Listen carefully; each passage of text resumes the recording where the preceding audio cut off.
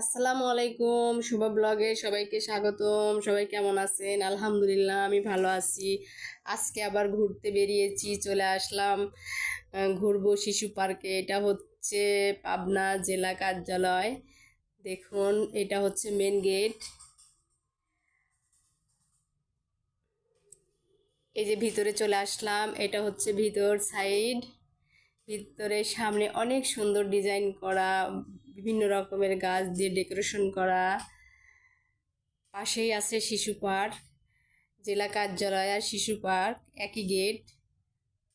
এই যে এখানে বসে সবাই আড্ডা দিচ্ছে।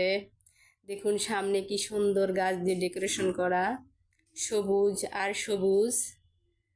এখানে আসলে সবার মনটা ভালো হয়ে যাবে। আজকে আমিও ঘুরতে এসেছি, ভাবলাম আপনাদের ভিডিও করে দেখাই। দেখুন, অনেক সুন্দর একটা জায়গা।